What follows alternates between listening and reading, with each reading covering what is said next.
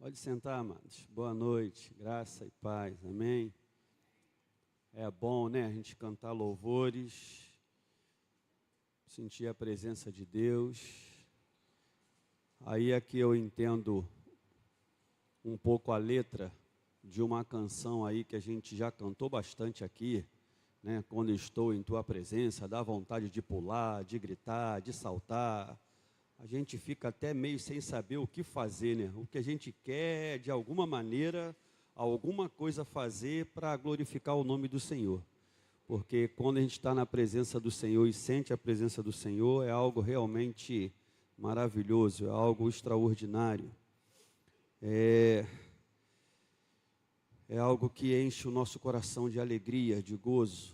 Então é bênção. Todas as vezes que a gente canta, que a gente adora ao Senhor, e o Senhor, por bondade e graça, se manifesta no nosso meio. Irmãos, abra comigo aí na segunda carta de Paulo a Timóteo, no capítulo de número 2.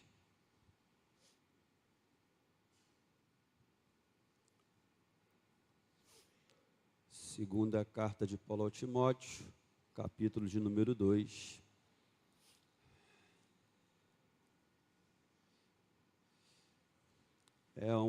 É muito engraçado olhar daqui e olhar para a igreja e ver a igreja.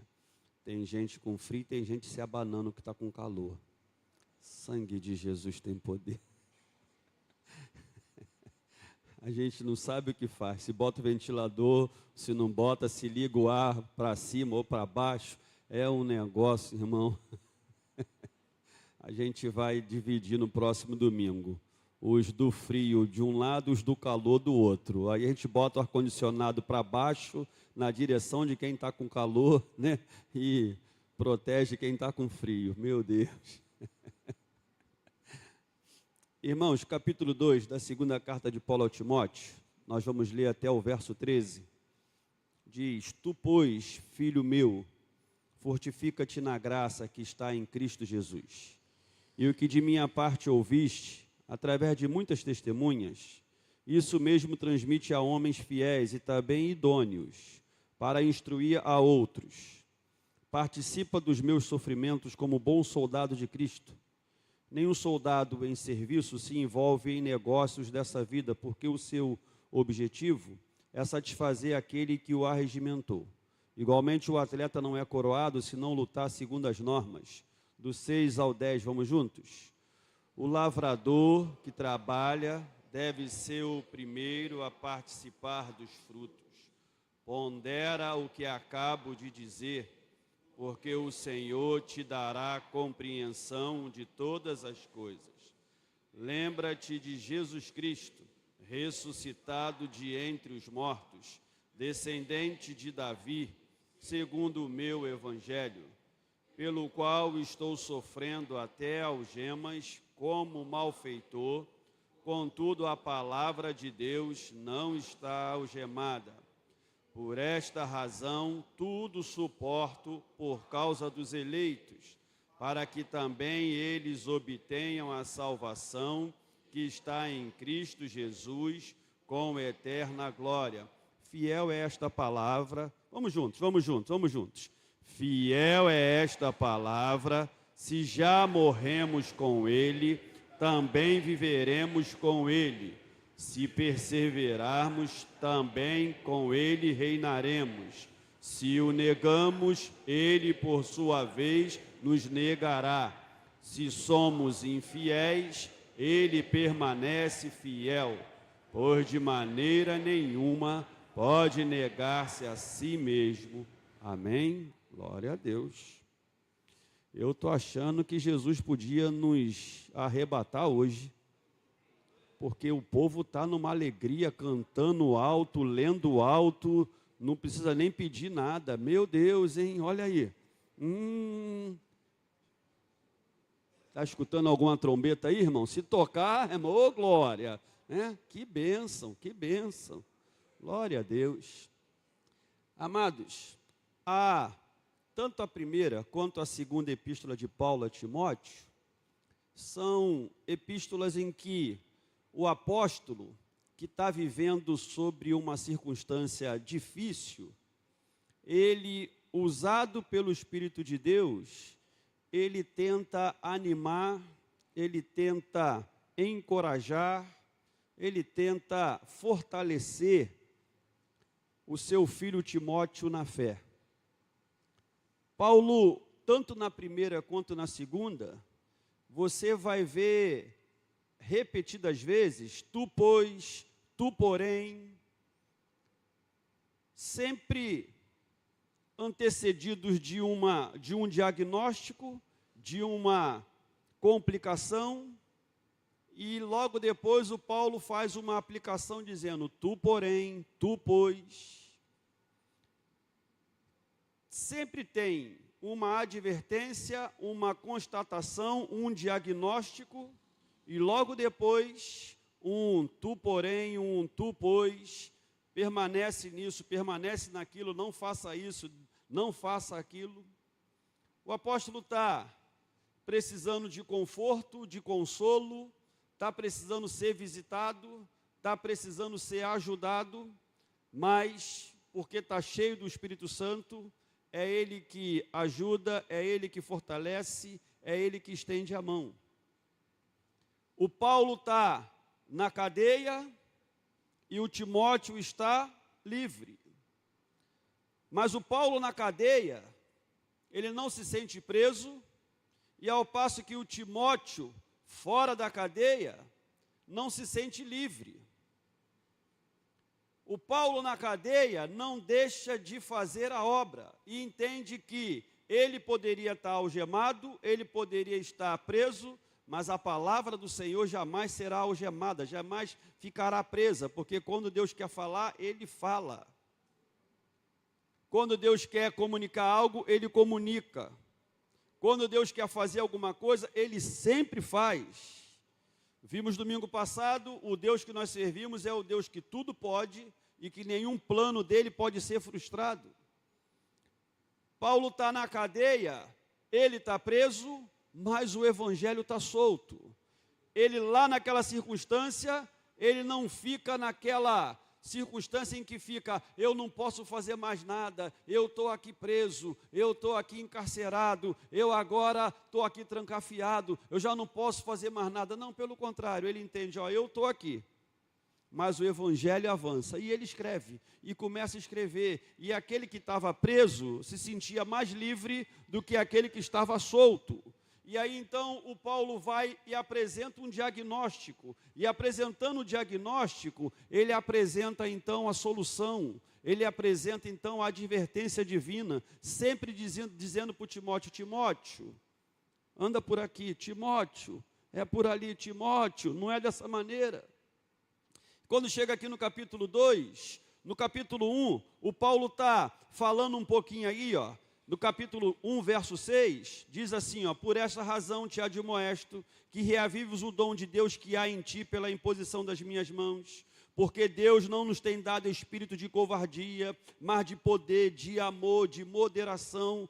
Quem está preso é o Paulo, mas quem tem que ouvir essa palavra é o Timóteo, e o Timóteo está solto. E aí o Paulo fala para ele, tu pois, fica aí mais ligado nisso, não fique de bobeira, porque verso 8, não te envergonhes, portanto, do testemunho de nosso Senhor, nem do seu encarcerado que sou eu, pelo contrário, participa comigo dos sofrimentos, a favor do evangelho segundo o poder de Deus. Olha que coisa, não te envergonhes.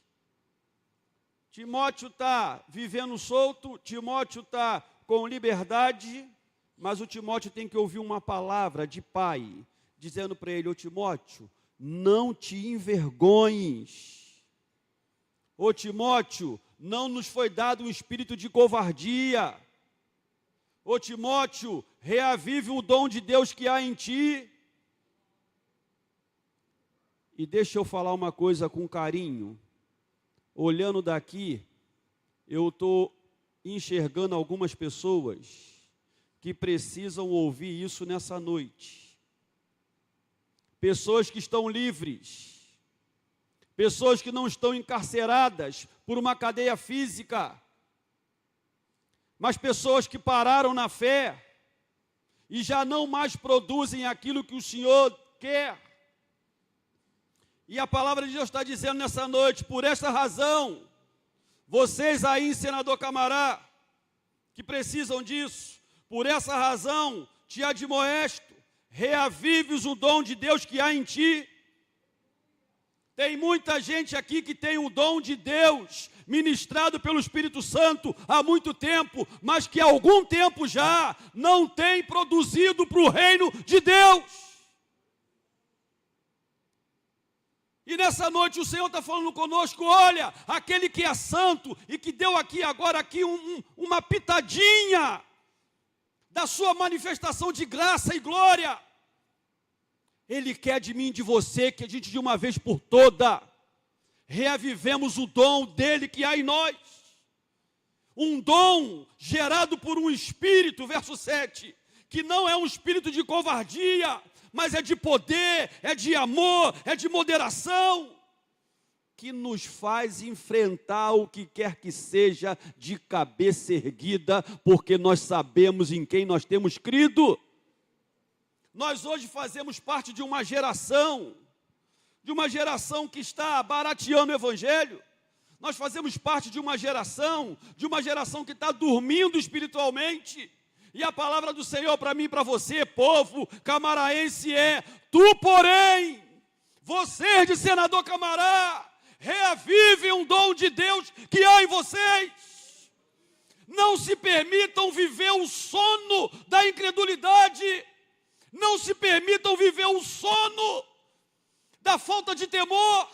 Não se permitam viver o sono de uma vida infrutífera. Porque não foi dado para vocês, povo de Camará, um espírito de covardia. Pelo contrário, o espírito que há sobre nós, o espírito que está em nós, é o espírito de poder, de amor, de moderação, que nos faz ir avante, e cadeia nenhuma é capaz de nos prender, porque para a liberdade foi que o Senhor nos libertou. Por isso, meu irmão, eu quero falar contigo mesmo aí, que já não louva como louvava antes, que já não abre a boca para orar como orava antes, que já não profetiza como profetizava antes, que já não testemunha como testemunhava antes, que já não desempenha o ministério como desempenhava antes. O Senhor está falando para mim e para você, é tempo, para de perder tempo com coisas que enfraquecem a fé. Paulo fazendo esse diagnóstico, ele no capítulo 3, olha o que diz no capítulo 3 da segunda carta, o diagnóstico que Paulo faz para Timóteo. Parece que o Paulo está escrevendo para a gente hoje. Ele escreveu ontem à noite. Ontem à noite foram lá na cadeia. E o Paulo falou, está aqui, ó, leva lá para a igreja de Senador Camará. Leva lá, leva para aqueles crentes. Leva para aquela crentaiada amada lá, leva.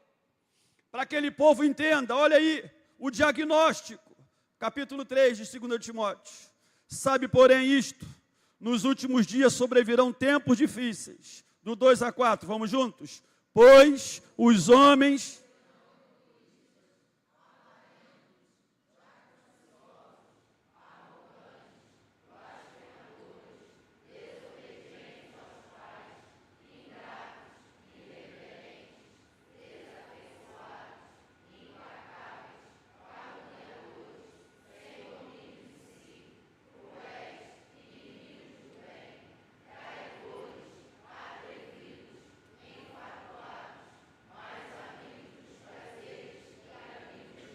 O 5, tendo forma de piedade,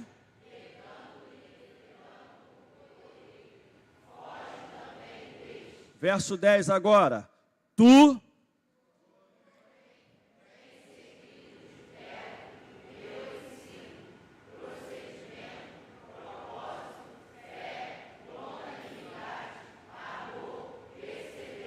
até aí. O diagnóstico que o Paulo faz do tempo em que ele vivia, o diagnóstico apresentado, não nos parece ser o diagnóstico do que vivemos hoje? Não parece ser o tempo que vivemos hoje?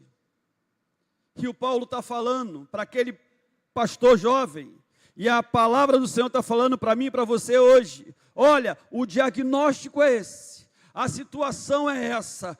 Tu, porém, segue de perto o ensino. Tu, porém, viva no propósito da fé. Tu, porém, tenha longanimidade. Tu, porém, persevere em amor. Tu, porém, não foi chamado para viver como está vivendo muitos ao nosso redor. Nós fomos chamados para viver uma vida digna e santa na presença daquele que era, que é e que há de vir, o Todo-Poderoso. O diagnóstico de Paulo para a geração dele é o diagnóstico para mim e para você na geração presente. E o tu, porém, para Timóteo, é o tu, porém, para mim e para você hoje. É tempo de despertar, é tempo de amar por isso, é tempo de amar por estar nos atos da casa do Senhor, é tempo de amar, sentir a presença de Deus, é tempo de amar, de se emocionar na presença do Todo-Poderoso. É tempo de se esforçar para falar, eu não vou deixar de congregar, eu não vou abrir mão desse tempo de adoração, de louvor ao Senhor, por nenhum outro prazer, porque o meu maior prazer é estar na presença do meu Deus. E na presença do meu Deus é que me fortaleço, na presença do meu Deus é que as coisas já acontecem, na presença do meu Deus é que minha mente muda, os meus pensamentos, os meus sentimentos são transformados, a minha fé é fortalecida, e de glória em glória, de fé em fé, eu vou sendo transformado para cada dia mais parecer com Jesus. Nós precisamos amar estar nos átrios da casa do Senhor. No diagnóstico apresentado por Paulo, nós vivemos diante de uma geração que qualquer coisa é motivo da pessoa não vir para a igreja. Qualquer coisa é motivo para a pessoa não vir para o culto. Mas nós temos sobre nós um espírito de poder. Nós temos sobre nós um espírito que está testificando com o nosso espírito que nós somos filhos de Deus. E como filho de Deus, não tem lugar de maior prazer, de maior alegria, de maior gozo na alma do que na presença dEle, na casa dEle. A geração que nós estamos inseridos aprendeu o Cristo em casa. A geração que nós estamos inseridos aprendeu eu vou na igreja hoje e eu fico agora 15 dias abastecido. Na presença de Deus é que a nossa fé é fortalecida. Na presença de Deus é que nós vamos sendo transformados. Na presença de Deus é que o vento contrário que surge de um lado para o outro não nos atemoriza. É na presença de Deus que mesmo que o diabo venha rugir, tentando nos amedrontar, a gente pode, em alto e bom som, dizer, eu sei em quem eu tenho crido, e Ele vai guardar o meu depósito até aquele dia. Eu sei quem é comigo, aquele que é comigo é fiel. Muitos, quando estão diante dos problemas e dificuldade, o vento contrário sopra, o rugido do leão soa. A pessoa fica meio vacilante. Por quê? Porque não está na presença de Deus. Porque estando na presença de Deus, pode se levantar o inferno todo contra a nossa vida, nós iremos ficar de pé, porque aquele que nos guarda é maior do que aqueles que se levantam contra. Paulo faz diagnósticos e apresenta a solução. Diante do diagnóstico que ele vai dando aqui, falando de si mesmo, que está preso, que está numa situação difícil, que está numa situação complicada, volta lá para o verso 9 do capítulo 1.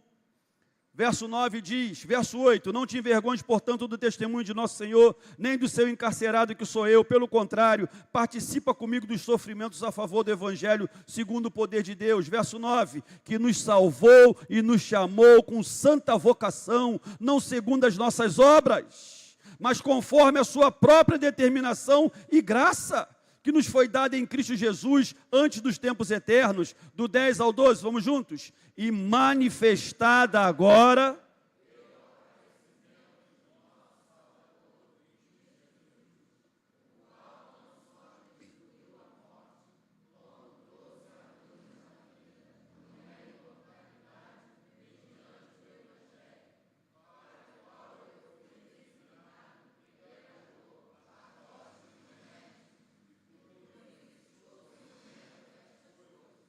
Todavia, não me envergonho, porque sei em quem eu tenho crido e estou certo de que Ele é poderoso para guardar o meu depósito até aquele dia. Como é que está a palavra dia aí na tua Bíblia? Está com um Dzinho ou está com um Dzão? Está com um Dzão, né? Um D maiúsculo, né? Grandão, não é? Está fazendo referência ao dia de Cristo. Que dia de Cristo é esse? É a sua volta, quando ele vai buscar a sua igreja. O Paulo tem uma convicção, o Paulo fala, eu estou persuadido, eu estou convicto, nada pode tirar essa convicção. Todavia não me envergonho, porque eu sei em quem eu tenho crido, eu estou certo que Ele é poderoso para guardar o meu depósito até aquele dia. O que o Paulo está nos ensinando? Ei, enquanto vocês estão inseridos numa geração que está aí meio titubeando, que está meio aí com incertezas, e falando assim, será que eu sou salvo? Será que eu vou ser salvo? Será que? O Paulo está dizendo, tu porém, tenhas a convicção de aquele em que você crê, é poderoso para guardar o teu depósito até aquele dia. Em outras palavras, ele está falando que ele garante a salvação daqueles que verdadeiramente têm a marca, têm o selo, têm o Espírito na sua vida. E ele fala anteriormente que não é por causa das nossas obras.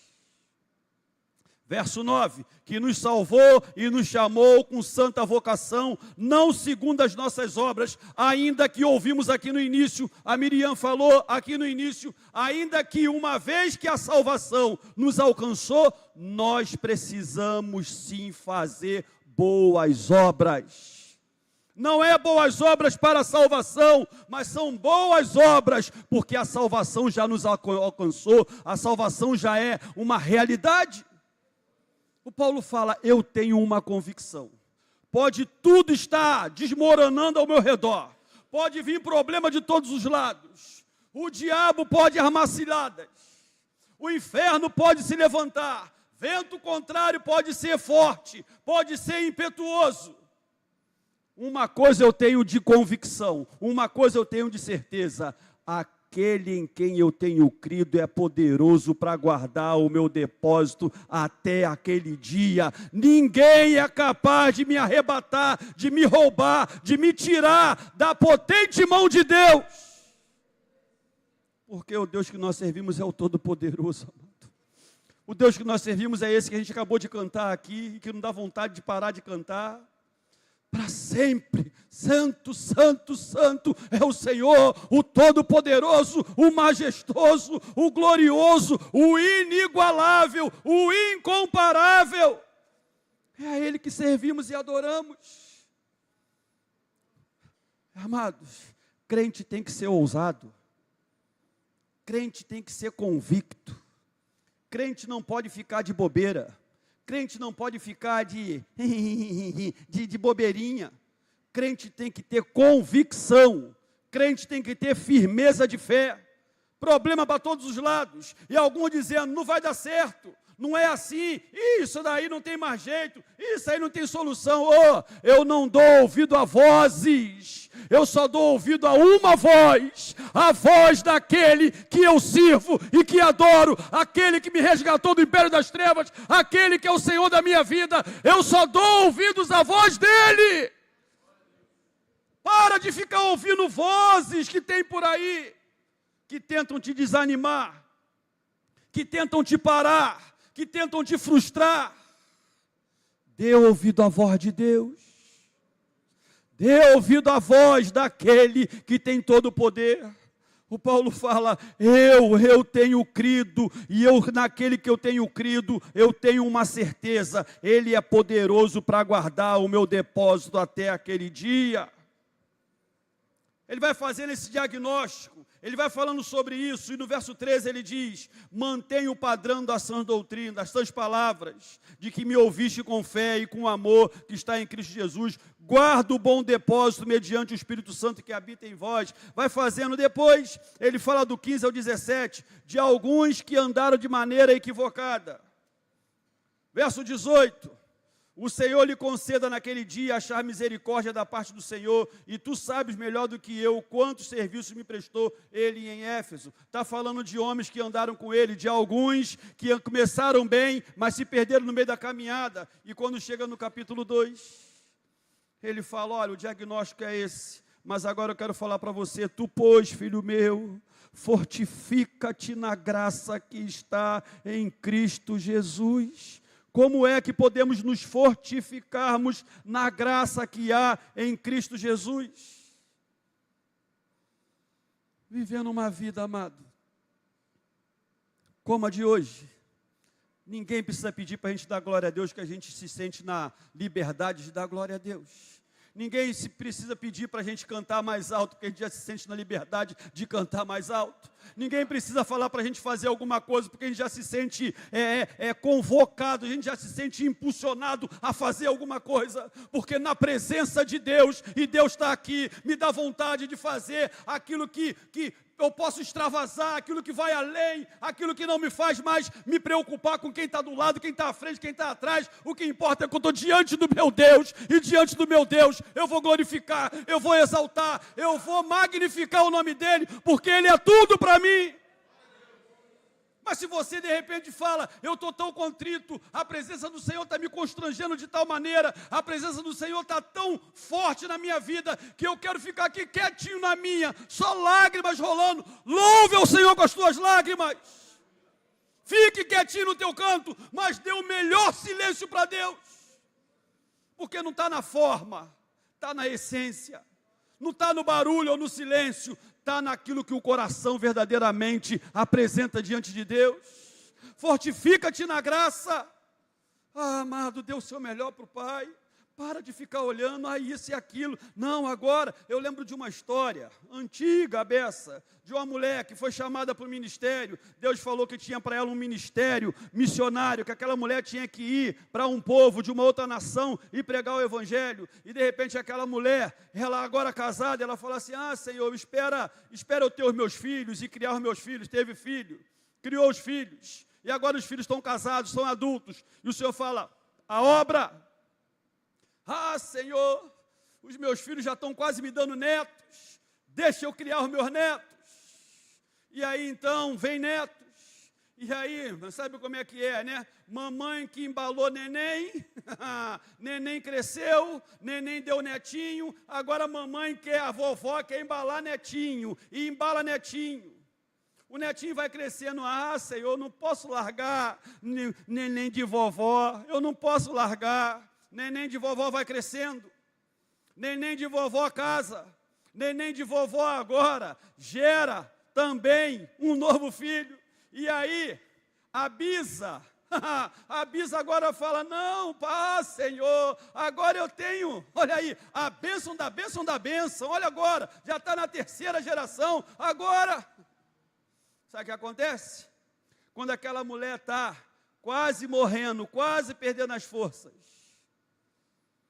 ela é impulsionada a ir aonde ela relutou a vida inteira para ir.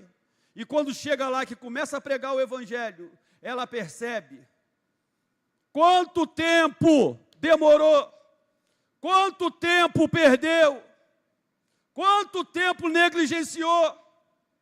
Ela poderia ter filho, ela poderia ter neto, ela poderia ter bisneto, mas ela não poderia deixar de fazer a obra de Deus.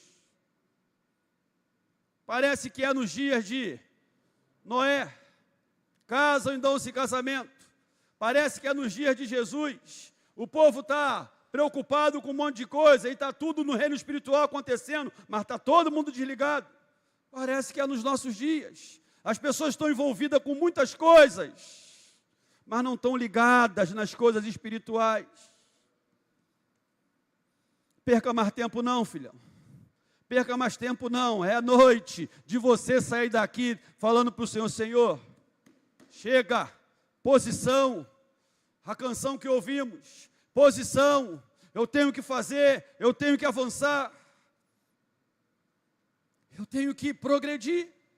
Tu, pois, filho meu, fortifica-te na graça. E olha o verso 2, e o que de minha parte ouviste através de muitas testemunhas, isso mesmo transmite a homens fiéis e também idôneos para instruir a outros. Isso aqui é um negócio sério demais, é muito sério, porque aqui ao mesmo tempo que tem uma direção daquilo que tem que ser feito, também tem um diagnóstico daquilo que não é para ser feito.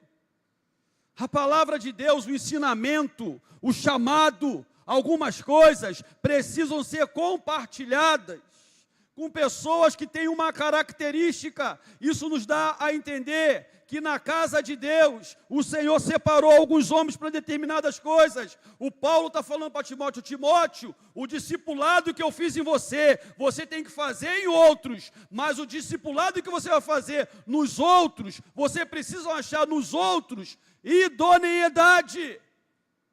Você não pode estender a mão sobre qualquer cabeça. Você não pode dar cargos para qualquer pessoa.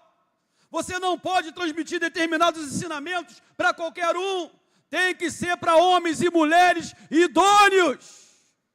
Homens e mulheres sérios com Deus. Homens e mulheres que, quando os holofotes bater neles, eles não queiram roubar a glória de Deus. Porque quando você vem aqui em cima, que você canta uma música que todo mundo gosta, quando você vem aqui em cima e prega alguma coisa que abençoa vidas, parece que o holofote vem em você, e se você não vigiar, você quer roubar a glória que é de Deus. A glória é de Deus, é de Deus, é de Deus, e somente de Deus. Qualquer um pode cantar, qualquer um pode pregar, mas não pode roubar a glória que é de Deus. Hoje sou eu que estou pregando, amanhã pode ser algum dos irmãos, desde que o Espírito queira usar, e o Espírito usando, a glória é de Deus.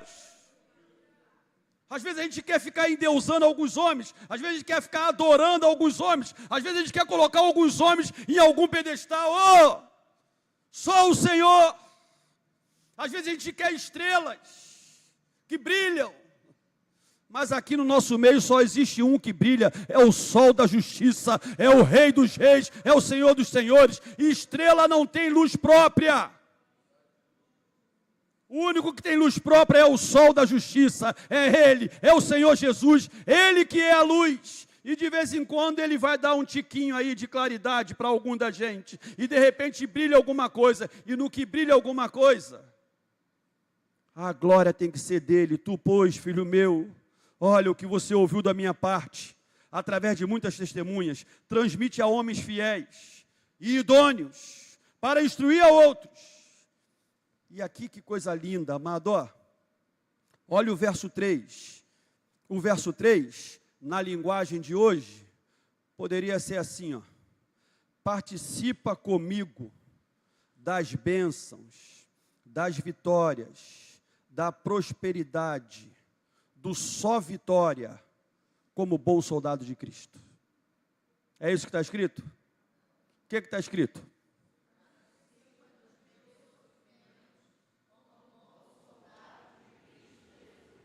Participa do quê? Então quer dizer que viver para o Evangelho, sendo fiel ao Senhor, de vez em quando, vem um sofrimento? Quem está sofrendo aí pelo Evangelho aí, dá glória a Deus? Está sofrendo mesmo? Deixa eu olhar a cara dos sofredores.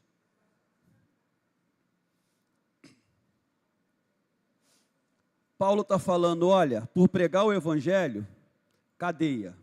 Por pregar o Evangelho, calúnia. Por pregar o Evangelho, perseguição. Participa comigo dos sofrimentos, como bom soldado de Cristo.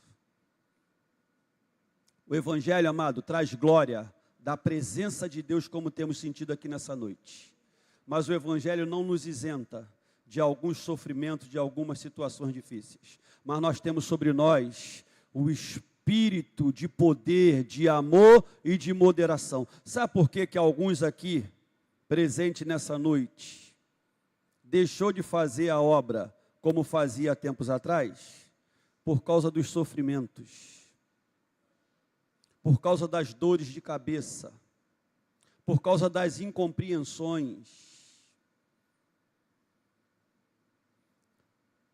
Está aí ainda? Tem crente ainda nessa noite? Glória a Deus. Para você e para mim, participa, filhão. Isso faz parte. Sabe aquele momento em que você deu uma palavra, que você deu uma ideia, cheio de boa intenção, e que de repente não fizeram, não apenas não fizeram, ainda ficaram falando, que doideira, olha a ideia dessa daí, olha a ideia desse daí. E pior de tudo, você estava certo. Pior de tudo, aquilo que era realmente o que Deus queria, mas aí um grupo foi lá e falou que não. E aí você já sabe de uma coisa? Eu vou ficar só sentadinho na minha, só recebendo, porque eu já vi que meter a mão no negócio aí para fazer as coisas, isso me traz dor de cabeça. Quer dor de cabeça não? Quer sofrimento não? Quer viver só na bênção? Senhor, prepara e leva, em nome de Jesus. Só tem essa maneira. Quer não? Nenhum amém? Fica aqui mesmo, glória a Deus, eu quero você aqui. Mas enquanto estamos aqui, dor de cabeça, às vezes pressão alta, às vezes espinho na carne, às vezes de noite, mal dormida, às vezes lágrimas, às vezes, como vai ser? O que vai ser? Participa do sofrimento, participa como um bom soldado. Tu, porém, olha, o diagnóstico é esse, a situação é essa, tem pessoas ficando paradas, tem pessoas desistindo, tem pessoas indo por aí. Tu, porém, persevera, tu, porém, fique firme, tu, porém, reavives dentro de você o dom, fortifica-te na graça, persevere, caminhe, avance, porque você não está sozinho. O Espírito Santo de Deus está em você, meu irmão. Está em você. Você precisa então falar assim, peraí. Eu não estou sozinho. O Espírito Santo está comigo. Eu sou fraco à beça. Eu sou esquisito à beça. Mas o Espírito está comigo. A palavra é verdadeira. O meu Deus é todo poderoso. Ele não desiste de mim. Ele me ama com amor eterno. Então, Senhor, apesar de quem eu sou, apesar de tudo que está aqui, eis-me aqui. Se o Senhor achar por bem me usar, eis-me aqui. E sabe o que é legal? Ele vai falar, vou te usar mesmo, filhão, porque eu te uso, não é por causa das suas habilidades, eu te uso por causa da capacitação do meu Espírito, eu te uso porque eu te amo, porque eu te salvei, e eu vou te forjar, eu vou te moldar, eu vou te aperfeiçoar, eu vou te habilitar para fazer a obra. Não é porque nós, não. É porque Ele participa do sofrimento como bom soldado de Cristo. E aí, amado, olha, nenhum soldado em serviço se envolve em negócio dessa vida, porque o seu objetivo é satisfazer aquele que o arregimentou. Igualmente, o atleta não é coroado se não lutar segundo as normas. O lavrador que trabalha deve ser o primeiro a participar dos frutos. Pondera o que acabo de dizer, porque o Senhor te dará compreensão em todas as coisas. Lembra-te de Jesus Cristo, ressuscitado de entre os mortos, descendente de Davi, segundo o meu evangelho, pelo qual estou sofrendo até algemas, como malfeitor, contudo a palavra de Deus não está algemada. Por esta razão, tudo suporto por causa dos eleitos, para que também eles obtenham a salvação que está em Cristo Jesus, com eterna glória. Fiel é esta palavra, se já morremos com Ele, também viveremos com Ele. E se perseveramos, também com Ele reinaremos. Se o negamos, Ele por sua vez nos negará. Verso 13, lê aí bem forte e grava isso no teu coração. Se somos...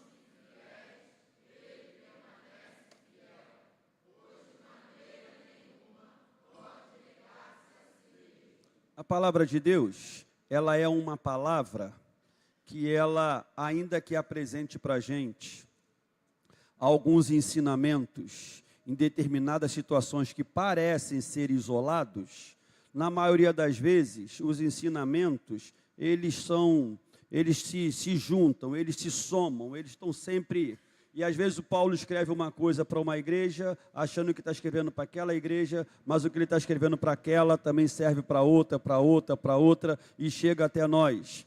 Volta aí agora um pouquinho, vai até Filipenses capítulo 1, verso 6.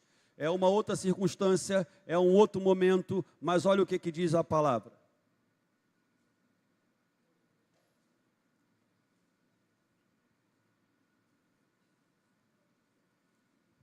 Verso 6 de Filipenses 1, estou plenamente certo.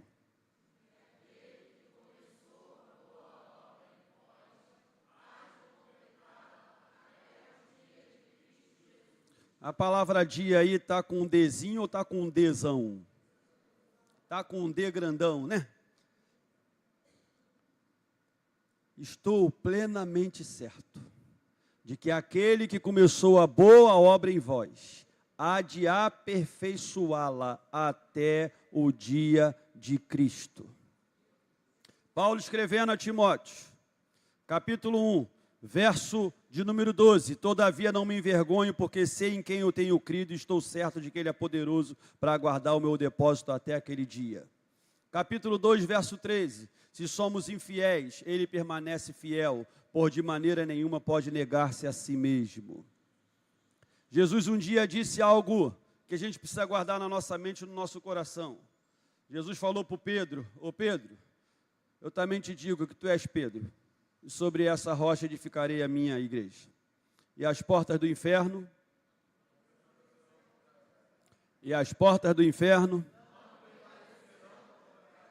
Jesus fala a verdade ou fala mentira? Sempre verdade. Jesus falou que as portas do inferno não irão prevalecer contra a igreja dele. Já estudou um pouquinho a história da igreja ao longo desses 2000 anos? Quantas foram as vezes que Satanás perseguiu a igreja de forma feroz? E que a igreja, ao invés de diminuir, só cresceu, só avançou, só melhorou? Diante das perseguições, diante dos sofrimentos, diante das lutas, a igreja só avançou, e a gente até canta aqui, né? O Coliseu não parou a igreja, não sei o que não parou a igreja, nada parou a igreja, é isso que vocês vão cantar, nada parou a igreja. Por que nada para a igreja? Porque aquele que é poderoso para guardar o nosso depósito até o fim, até o dia de Cristo, ele é fiel, irmãos. Por que as lutas não nos param? Porque ele é fiel.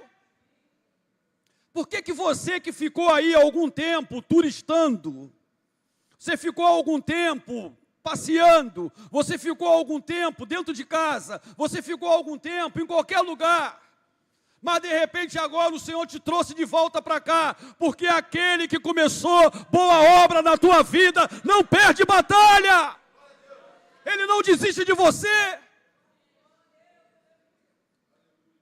É igual o filho pródigo foi, fez, aconteceu, mas o pai está lá, como? Na expectativa, ele vai voltar, porque aquele que começou boa obra em nós é fiel para completá-la até o dia de Cristo. Jeremias 29, eu é que sei que pensamentos têm a vosso respeito. Aí você acha, você pai, você mãe, você acha que o propósito de Deus na tua família é só salvar você e tua mulher? Você acha que o propósito de Deus é salvar só você, marido? Você acha que o propósito de Deus é salvar só você, esposa? O Deus que você serve é o Deus poderoso, é o Deus fiel, é o Deus que tem pensamentos ao seu respeito que vão além. Eu é que sei que pensamentos têm a vosso respeito, diz o Senhor, pensamento de paz, para dar para vocês o fim que vocês desejam. Qual é o fim que você deseja na sua família? É que toda a sua família seja salva. E sabe o que acontece? Mais do que você, Deus tem esse propósito, Ele quer através de você salvar toda a tua casa. Ele tem poder para salvar você, salvar a tua mulher, salvar o teu marido, salvar os teus filhos, salvar a tua família. Creia! E viva! E busque! E fortifica-se na graça! E não perca oportunidades, e se consagre ao Senhor, porque o nosso Senhor, Ele é fiel. E aí, Paulo fala, se somos nós infiéis, Ele permanece fiel. De vez em quando a gente erra, e sabe o que é extraordinário? Pensa aí, pensa num cara bom na Bíblia, um personagem bíblico aí bom, que tu fala assim, esse cara é bom, esse cara, fala aí. Hã? Jó. Jó e Moisés. E agora, Jó e Moisés, vamos pegar os dois, tá bom? Vamos começar no Jó pela ala feminina. O Jó é um cara bom, não é um cara bom? O Jó, íntegro, reto, temente a Deus, que se desviava do mal. O cara, parecia com os homens aqui de Senador Camará, um bom crente. O cara temente a Deus, se desviava do mal, era reto, era um cara, beleza. Foi caminhando, perdeu os gados, perdeu os bens, perdeu os filhos, perdeu tudo. A mulher fala, amaldiçoa o teu Deus e morre. Ô, tu tá doida? Tu fala como uma doida qualquer? Recebeu o bem de Deus com prazer, agora o mal tu não queres aceitar? E aí vai passando o tempo. Alguns amigos dele, amigo mesmo, chega perto dele, cara, está acontecendo alguma coisa, porque não é possível. Para toda essa tragédia se instalar na tua vida é porque você está em pecado. Cara, pede perdão a Deus, confessa os seus pecados, aquilo vai mexendo com ele, vai mexendo com ele. Daqui a pouco ele chega para Deus e fala, o dia do meu nascimento, não era para ter sido dia de festa, de celebração, não. O dia do meu nascimento, era para ter tido muito choro, muito lamento, porque foi uma desgraça esse dia. Para que eu nasci? Para quê? E aí o Jó começa aí chega uma hora que Deus tem que fazer algumas perguntinhas para ele, para botar ele no lugar dele. E daqui a pouco ele, eu não sei não é bem assim não. E aí chega no final de tudo, eu te conhecia só de ouvir falar, agora os meus olhos te veem. Eu pensei que era de um jeito, é de outro. Agora eu aprendi que o Senhor tudo pode, agora eu aprendi que nenhum plano teu pode ser frustrado. Não serve para ser meu herói. Por quê? Porque como eu, acertou, mas também errou. Moisés, cara bom, tira o povo, tirou o povo. Fez milagre, meu Deus do céu, que é milagre. Pensou o cara pegar o cajado, colocar no rio assim, e de repente tudo transformar em sangue? Meu Deus. O cara fez um montão de coisa. E aí, beleza, está caminhando bem. Aí, de repente, você imagina, o Senhor fala assim, ô Moisés, o povo está com sede, né? Pega aí o cajado e dá-lhe uma cajadada nessa rocha. E, de repente, ele vai lá, meio desconfiado e pá!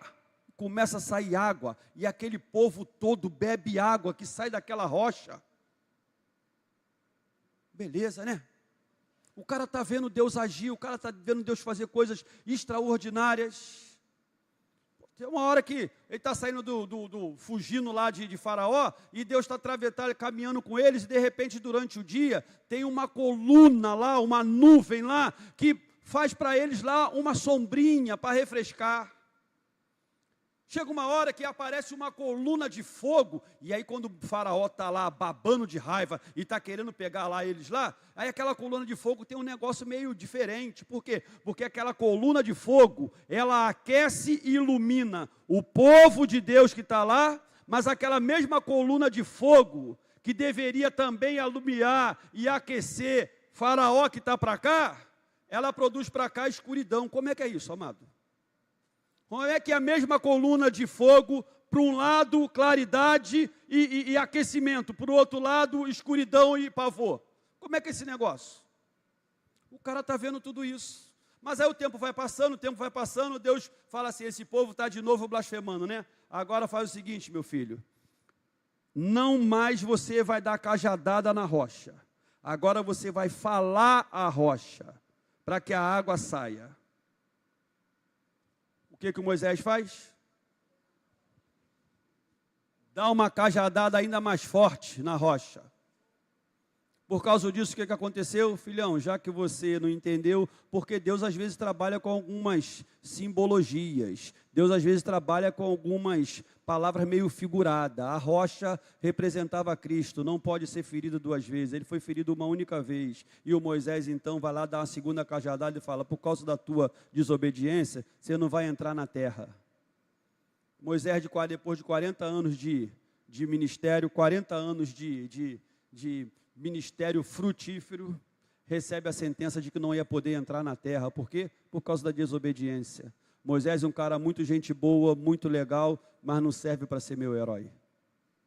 Agora teve um outro que não teve 40 anos de ministério, teve apenas 3 anos de ministério. Com 3 anos de ministério, ele vai iniciar o seu ministério, e de repente o João Batista está lá sendo perguntado: quem é você, cara? Com que autoridade você faz isso? O João Batista fala: olha, eu sou a voz do que clama, eu sou o representante da voz do que clama no deserto. Você é o Cristo? Não, não sou o Cristo. Quando chega no dia seguinte, o João Batista dá um olho, olhou direitinho e falou: é ele. E fala para todo mundo: ó, eis aí o Cordeiro de Deus que tira o pecado do mundo. O João Batista está apresentando Jesus como alguém perfeito, sem pecado. Jesus começa o seu ministério, 1º ano, 2º ano, 3º ano. Como é que Jesus continua o seu ministério? Continua o seu ministério como o Cordeiro de Deus que tira o pecado do mundo, como alguém que não pecou, que não errou, como alguém que o escritor de Hebreus fala: nós temos um sumo sacerdote capaz de entender a nossa fraqueza, porque ele foi em todas as coisas, a nossa semelhança, tentado, porém não teve pecado. Sabe o que Deus fez? Deus o fez pecado por nós. Deus pegou o nosso pecado e colocou no ombro dele, para que ele naquela cruz pagasse o preço do nosso pecado. Esse, Jesus Cristo, não teve pecado, não errou. Esse é o único que merece ser o nosso herói. Esse é o único que merece ser exaltado e glorificado. E agora, ele precisa ser no meio da igreja honrado. Ele precisa ser na igreja reverenciado. Ele precisa no meio da igreja ser reconhecido. Porque aquele homem, aquele Deus encarnado, que se tornou homem, que viveu como homem, que foi confundido em figura humana, foi como qualquer um, ele morreu, e no 3º dia Deus o exaltou. E Paulo escrevendo aí, a Filipenses capítulo 2, a partir do verso 5, coloca aí, crente: tende em vós o mesmo sentimento que houve também em Cristo Jesus. Pois, vai lá, bota essa labachura aí, Filipenses 2,5, isso. 1, 2, 3 e tchan, olha lá. Tende em vós o mesmo sentimento que houve também em Cristo Jesus, pois ele, subsistindo em forma de Deus,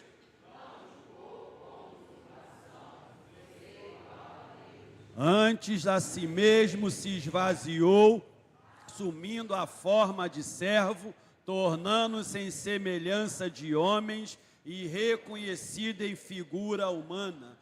A si mesmo se humilhou, tornando-se obediente até a morte, e morte de cruz, pelo que também Deus o exaltou sobremaneira e lhe deu um nome que está acima de todo nome, para que ao nome de Jesus se dobre todo joelho nos céus, na terra e debaixo da terra, e toda a língua confesse que Jesus Cristo é Senhor, para a glória de Deus Pai. Esse merece ser o nosso herói, esse garante o nosso depósito, esse começou uma boa obra, esse é fiel e sustentará a igreja dele de forma triunfante, porque ele está nesse negócio. Por isso, meu irmão, obrigado. Nessa noite, por favor, fica de pé. Como é que é, Lucas? Ponha-se sobre os seus pés. Agora, ponha-se sobre os seus pés. Fica de pé, crente, fica de pé em nome de Jesus. Eu quero orar, irmão, quero orar mesmo nessa noite. Se você não vier